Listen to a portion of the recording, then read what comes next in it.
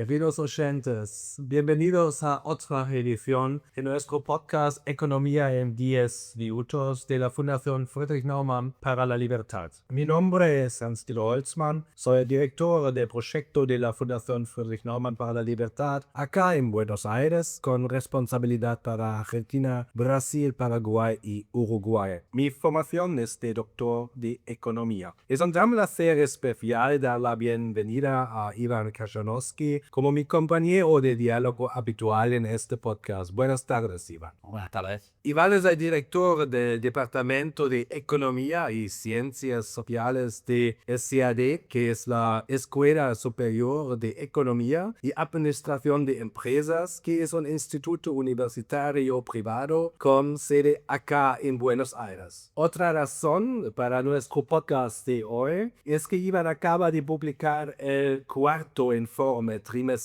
sobre la economía argentina. Escribe esos informes como análisis exclusivamente para nuestra fundación. Hoy quiero hablar con Iván sobre su último análisis y su evaluación de la situación económica de Argentina y las perspectivas futuras. Iván, para comenzar con una pregunta sobre un importante hito económico alcanzado por el gobierno del presidente Javier Milei. ¿Qué significa para Argentina el acuerdo alcanzado con el Fondo Monetario Internacional en abril? ¿Y cómo se produjo la sorprendente liberación de los cepos a pesar de que el gobierno lo había rechazado vehementemente con anterioridad por temor a que aumentaran las tasas de inflación antes de las elecciones importantes en octubre?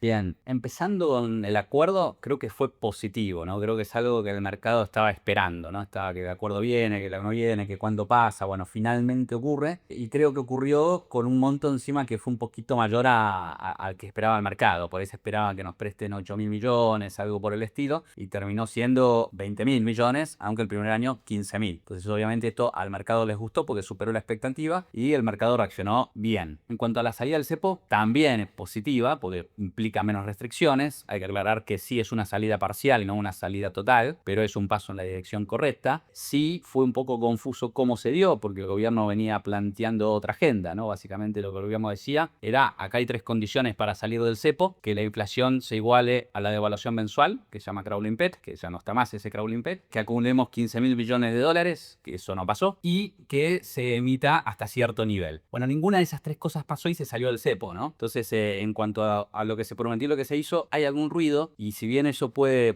generar ciertas dudas, en el fondo creo que terminó siendo positivo, porque este sistema que veníamos viendo antes de devaluación de 1% mensual, para mí se iba agotando, y bueno, tuvo reflejos y cintura para decir esto no va más. Por más que dije esto, hay que salir del cepo antes, bueno, salimos antes. Y eso, esa cintura yo la valoro. Gracias, Iván. Continuemos ahora con una pregunta central sobre las perspectivas económicas para los próximos meses. ¿Seguirá bajando la inflación en los próximos meses? ¿Qué piensas? Entendiendo por próximos meses hasta octubre, sí.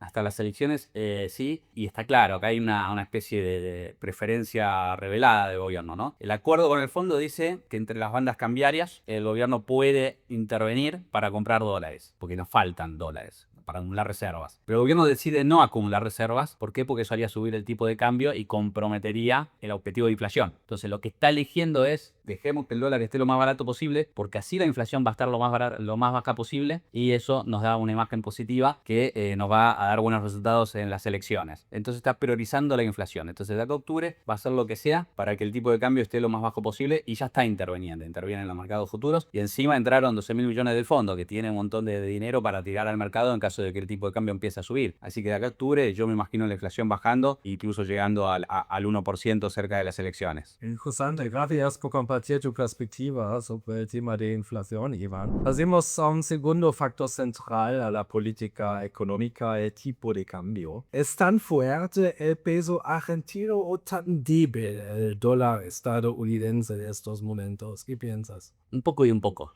Digamos, la demanda de pesos de Argentina estaba por el piso, nadie quería pesos. Eso se empezó a recomponer, entonces ahora la gente está demandando más pesos que antes. Eso es una ventaja que tuvo el gobierno, porque cuando la demanda está por el piso, bueno, es más fácil que suba. Ahora ya va a ser más difícil generar la confianza para que esa demanda de pesos crezca, ¿no? Ahora va a tener un desafío extra. Pero, por otro lado, el dólar se debilita porque Trump en Estados Unidos hizo el Liberation Day, que yo lo llamo más el Coordination Day, porque generó una incertidumbre global que hizo que los mercados internacionales reaccionen mal, y eso debilitó al dólar. Entonces, como el dólar se debilitó, el peso gana un poco de poder frente al dólar. Entonces, es una combinación de las dos cosas que me plantea. La demanda de peso subió y la demanda de dólar bajó un poco, y eso hace que el peso se fortalezca. Ayuda probablemente en esa situación, sí. Pasemos ahora a una pregunta que debería estar en la mente de muchos argentinos probablemente en estos días. ¿Hasta qué punto crees que es prometedor que los argentinos de verdad saquen sus 200.000 millones de dólares del colchón y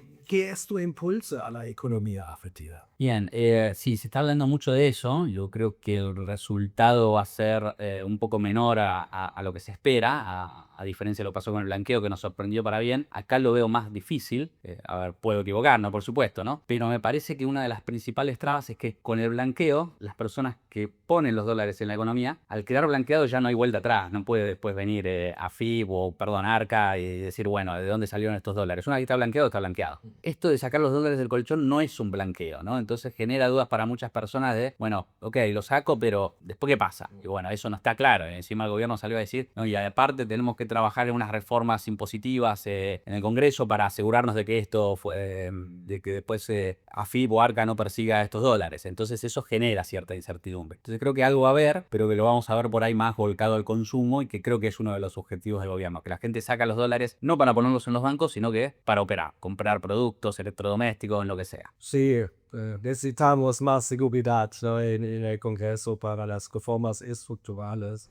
Por último, una pregunta quizás sobre las perspectivas de un factor clave del crecimiento económico, la inversión del exterior. Iván, con el WIGI y la supresión de los cepos, ¿está despejado el camino ahora para que aumente la inversión extranjera directa en Argentina? ¿Y qué papel pueden desempeñar aquí los acuerdos de libre comercio como el entre la Unión Europea y Mercosur y con ojalá y quizás entre Argentina y Estados Unidos? Falta todavía como para que digamos, bueno, van a venir inversiones pesadas y fuertes a Argentina. Sí va a haber inversiones. Hoy igual lo que estás viendo es desinversión, es decir, de inversión que se va afuera. Es decir, está negativa la inversión extranjera directa en Argentina, pero no en Argentina, es un problema regional.